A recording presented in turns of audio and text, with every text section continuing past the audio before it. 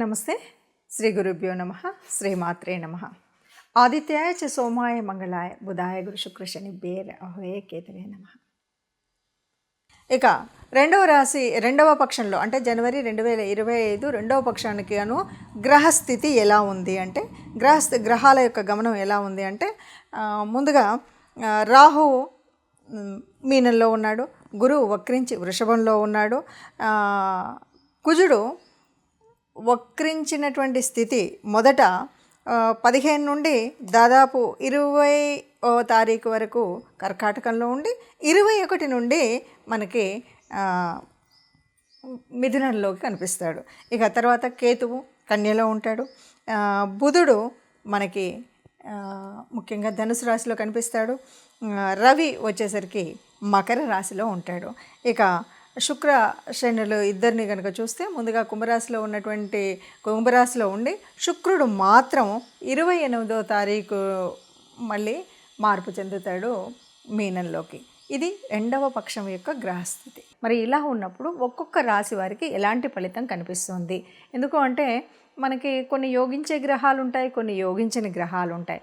గ్రహాల యొక్క స్థితి, యుతి, దృష్టి వీటన్నింటి మీద మన యొక్క గ్రహస్థితి ఉంటుంది. ఏ మాసానికైనా, ఏ పక్షానికైనా, వారానికైనా దినఫలాల వరకు చూసుకున్నప్పటికి కూడా ఏ రోజుకి ఆ రోజు మారుతూ ఉంటుంది, ఎప్పటికప్పుడు ఉంటుంది. అలా మారుతున్నప్పటికి కూడా మనం దినఫలాలు చూసుకునే వాళ్ళు ఉంటారు, వారఫలాలు ఇలా చూసుకుంటూ ఉంటాం.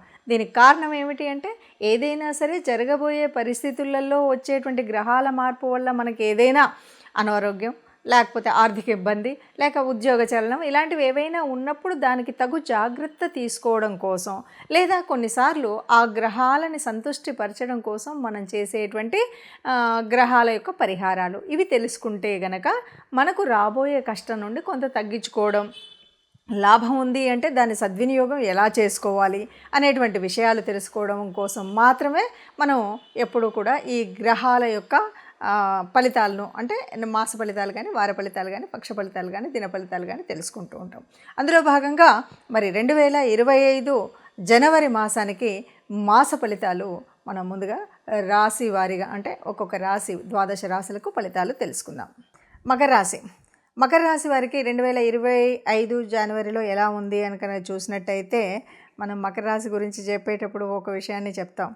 గత 7 సంవత్సరాల 4 నెలల నుండి ఏళ్ళనాటి శనిలో మగ్గుతూ అనేక కష్టాలు పడి ఏళ్ళనాటి శని ప్రభావం అంతా చూసినటువంటి కాలం. ఇక చివర కష్టకాలం పోయేటువంటి పరిస్థితి, ఇంకో 2 నెలలు అయితే కష్టకాలం పోతుంది. అంటే ఈ చివరి కాలంలో ఎలా ఉంటుందంటే ఒక ఉదాహరణ చెప్పచ్చు. మనము ఒక సముద్రాన్ని ఈదుతూ ఉన్నాం, ఈ ఒడ్డు నుండి సముద్రం ఎందుకు ఒక నదినే ఈదుతున్నాం. ఈదుతూ ఉన్నప్పుడు ఎప్పుడైనా సరే నదిలో ఈదేటప్పుడు చాలా ఎదురీత అంటారు కదా, అలాంటి వరవడి అదంతా ఉంటుంది. అలా అని మనం చివరికి వచ్చాం కదా అని రిలాక్స్ అవుతే ఇప్పటి వరకు అలసిపోయాం, ఆ ఈదుతూ శారీరకంగా కష్టపడ్డాం. ఈ చివరికి వచ్చిన తర్వాత మనం అంతా కూడా హోప్ వదులుకుంటే ఏమవుతుంది, మళ్ళీ జారిపోతాం. అలా కాకుండా ఇప్పుడు వస్తున్నటువంటి ఈ చివరిలో కూడా ఇంకా పనులని పరీక్షించేటువంటి పరమాత్మ ఉన్నాడు.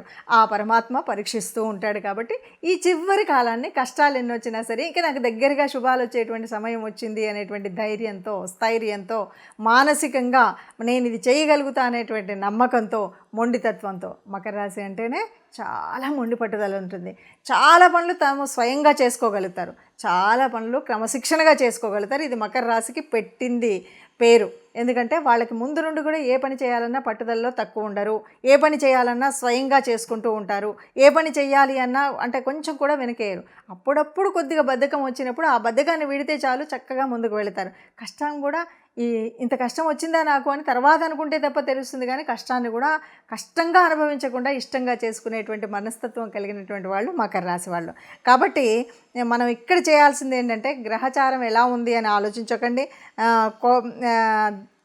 ముఖ్యంగా మనం చేయాల్సింది ఏంటి, దైవ పూజలో ఏ లోటు రాకూడదు. కాకపోతే ఒక్కటేమ్మా, అన్ని దానాల్లోకి మించినటువంటి దానం అన్నదానం అంటారు. మకర రాశి వారు ఈ జనవరి మాసంలో ఏదో ఒక మిషతో అన్నదానం చేయండి. తర్వాత ఇంకా కొంచెము భూత ప్రేమ కావాలంటారు, చీమలకు అలాంటి వాటికి కొంచెం పంచదార అక్కడక్కడ వేయడం, ఈశ్వరుడిని మారేడు దళాలతో అభిషేకం చేయించుకోవడం కానీ, ఇలా ఈశ్వరాభిషేకం లేకపోతే మారేడు దళ పూజ ఇలాంటివి చేయాలి. ఈశ్వరుడి యొక్క కృప ఉంటే శనిదేవుడు ఏమీ చేయడు అన్నది మనందరికీ తెలిసినటువంటిదే. అయినా రాశ్యాధిపతి శని ఎప్పుడు కూడా నష్టం చేస్తాడంటే, నష్టం చేయడం కాదు, ఇంతకు ముందు ఉన్నటువంటి నీ పూర్వపుణ్య ఫలాన్ని అనుభవించేలాగా చేస్తున్నటువంటి వాడే శనిచ్చాడు. ఎప్పుడు కూడా ఇంకా తర్వాతి కాలంలో నీ కష్టం రాకుండా ఉండేటట్టు చేసేటువంటి వాడే శనిచ్చాడు. క్రమశిక్షణలో పెట్టేటువంటి వాడే శనిచ్చాడు. కాబట్టి ఇప్పటివరకు పడేటువంటి కష్టం అని కాదు, ఈ మాసం నుండి మనకేంటంటే చివరిలోకి వచ్చాం. ఈ మాసం కూడా గత మాసాలలాగానే కొద్దిగా హార్డ్గా ఉన్నప్పటికీ ఇవేవీ కాకుండా మనం ఈశ్వర అనుగ్రహం పొందినట్టయితే బాగుంటుంది. పాపగ్రహాల బలం ఎక్కువగా ఉంది, శుభగ్రహాల బలం తక్కువగా ఉంది. కాబట్టి ఈ ఒక్క విషయాన్ని గుర్తుపెట్టుకొని ఇంతకు ముందులాగానే ఓపికతో, శ్రద్ధతో, పట్టుదలతో ఇంక అయిపోయింది మా చెడు కాలం అనేటువంటి భావనతో ఈ జనవరి మాసమే కాదు ఫిబ్రవరి వరకు కూడా మనం అలా చేసినట్టయితే ఇక కష్టాలు లేకుండా హాయిగా ఉండొచ్చు అని చెప్పచ్చు. ఇప్పటి వరకు మనం చూసినటువంటి అంటే గ్రహాల యొక్క గమనము, వాటి వల్ల మనకు ఉన్నటువంటి యోగించే గ్రహాలు, యోగించని గ్రహాల మూలంగా మనకు వచ్చేటువంటి కష్టాలు, నష్టాలు.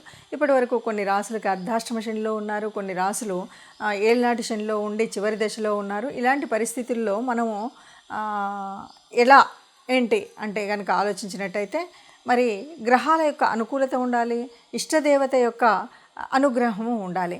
అందుకోసం మనం చేయవలసినటువంటిది ఏమిటి అంటే ముఖ్యంగా ఇక్కడ శని యొక్క వక్రగతి, దీని మూలంగా వచ్చేటువంటి ఫలితాలు ఇవన్నీ మనం చూస్తున్నాం. కాబట్టి తప్పకుండా ఈ మాసంలో మాసం పక్షాల్లో అంటే ప్రతి పక్షంలో కూడా ఒకసారైనా కనీసం నవగ్రహ మండపానికి వెళ్ళడం అనేటువంటిది తప్పనిసరిగా చేయాల్సినటువంటిది.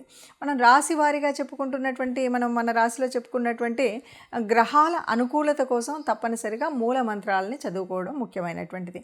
అంతేకాదు మొదటిగా ఉన్నటువంటి ధనుర్మాస పరిస్థితి, దానివల్ల విష్ణుమూర్తి విష్ణు రూపాల్లో ఏ రూపాన్నైనా మనం ప్రార్థించడము, అలాగే శివాలయానికి వెళ్ళడం, ఈ రెండు తప్పనిసరిగా చేయాలి. ఇవేవి మనకు వీలు కాలేదు, ఎలా చేయాలి, ఏం చేయాలి, మరి నాకు గ్రహస్థితి మార్పు ఉండాలి, ఇదంతా నేను ఆనందంగా ఉండాలి, హాయిగా ఉండాలి, ఆరోగ్యంగా ఉండాలి అని యోచించేవాళ్ళు మనుషులకు కాకపోతే గోశాలకు వెళ్ళడం, గోగ్రాసం ఇవ్వడం, ఇది మన వల్ల కాలేదు, మన ఇంట్లోనే మనం చేస్తున్న చోట మనం ఉన్నటువంటి చోటనే ఉన్నటువంటి కార్మికులకు ఎవరైనా సరే అన్నం ఒకరోజు భోజనం పెట్టించడం కానీ, వారికి కావలసినటువంటి వస్తువుల్ని దానం చేయడం కానీ చేసినట్టయితే మనకున్నటువంటి గ్రహాల అననుకూలత పోయి అనుకూలత వచ్చేటువంటి పరిస్థితి ఉంటుంది. ఎవరైనా సరే అందరం అనుకూలంగా ఉండాలి, గ్రహాల అనుకూలంగా ఉండాలి, దేవతల యొక్క అనుగ్రహం ఉండాలి. దీనికి కూడా దేవతానుగ్రహం కోసం ఇష్టదేవతా ప్రార్థన అనేటువంటిది మర్చిపోకుండా చేయాలి. లేదు బయటకు వెళుతున్నాం, ఏ కష్టం రాకుండా ఉండాలి అని అనుకున్నప్పుడు మనం తప్పనిసరిగా ఏదైనా ఒక చిన్న శ్లోకం, రాముడికి సంబంధించినటువంటిది ఏదైనా సరే, ఆపదామపహర్తారాం దాతారాం సర్వసంపదాం లోకాభిరామం శ్రీరామం భూయో భూయో నమామ్యహం అంటాం కదా. ఇది చదివితే ఎప్పుడూ కూడా ఎక్కడా కష్టం ఉండదు. ఇంత పెద్ద శ్లోకం మాకు కష్టం అండి అనుకుంటే కనీసం ఆ అమ్మని తలుచుకోండి, శ్రీమాత్రే నమః అనుకోండి. శ్రీమాత్రే నమః అనుకుంటూ మనం ఏదైనా పని మొదలుపెట్టినా, బయటకు అడుగుపెట్టినా మనం ఇలా చేసినట్టయితే మనకున్నటువంటి కష్టాలన్నీ పోయి అనుకూలమైనటువంటి పరిస్థితులు అన్ని మాసాలలాగానే మనం అందంగా మనందరం కూడా ఆనందంగా ఉండాలి, సంతోషంగా ఉండాలి. ఆ సంతోషంగా ఉన్న వాళ్ళలో మనం తప్పనిసరిగా ఉండాలి అని కోరుకుందాం. సర్వే జనా సుఖినో భవంతు అందాం.